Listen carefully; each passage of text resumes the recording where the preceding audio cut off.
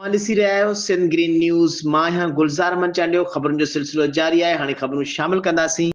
गदरकोट खां ख़बर शामिल कंदासीं। गदरकोट खां रिपोर्ट करे रहियो अब्दुल ख़ालिक चाचल। गदरकोट में मल्लाह माहिकरनि जे आलमी ॾींहं जे हवाले सां सिंध मल्लाह फोरम ज़िले कश्मीर गदरकोट जे अॻवाननि पारां रैली कढी वई।